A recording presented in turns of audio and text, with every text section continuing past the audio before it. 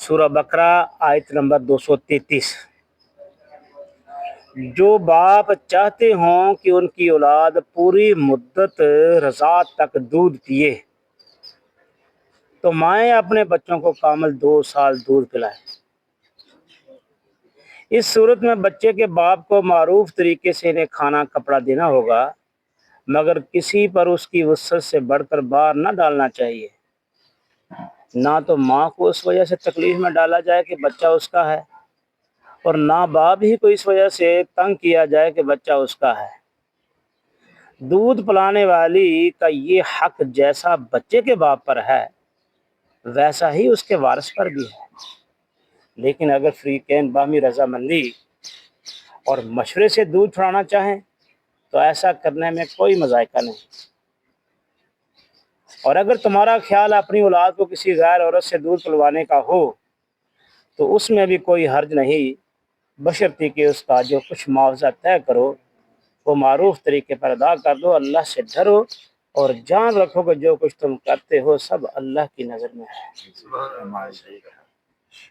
اولاد کو کسی غیر عورت سے دودھ پلوانے کا ہو تو اس میں بھی کوئی حرج نہیں۔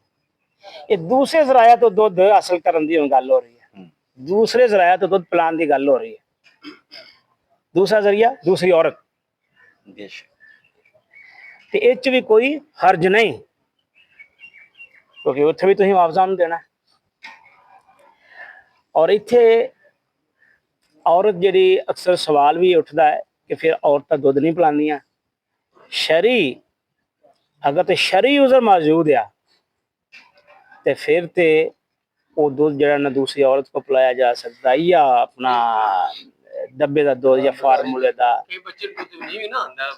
ہاں شرعی عذر ہے نا جی، یا بیماری یا کسی خاتون نو بیمار ہے یا کوئی اس طرح کے مسئلہ مسائل بن جاندے نے تو اس صورت چ دوسری سائڈ تو دودھ لیتا جا سکتا ہے، جن دوسرے ذرائع کہندے نے انہاں لیتا جا سکتا ہے۔ اس بھی اللہ تبارک نے کوئی حرج نہیں، تو اس میں بھی کوئی حرج نہیں، بشرطی کہ اس کا جو کچھ معاوضہ طے کرو وہ معروف طریقے پر ادا کر دو۔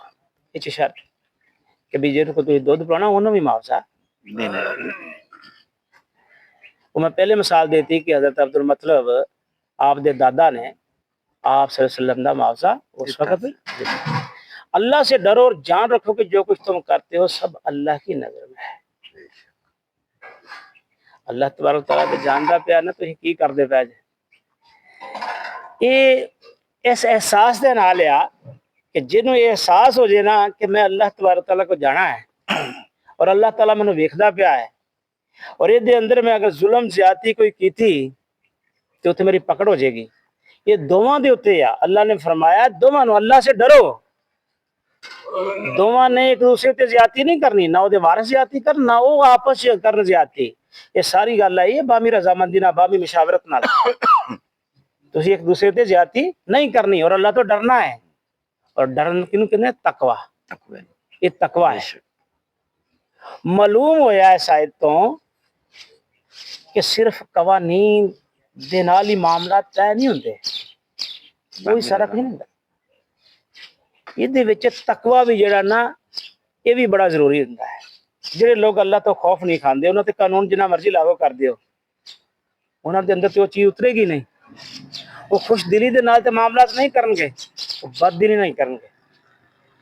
لہذا اتنے اللہ نے فرمایا اللہ تو ڈرو، تقوی اختیار کرو اور جان رکھو کہ جو کچھ تم کرتے ہو۔ اللہ نے پھر یہ بھی گل کہی کہ تم جو کرتے پے جو جس طرح کرتے پے تو میں جاننا اس سب اللہ کی نظر میں ہے۔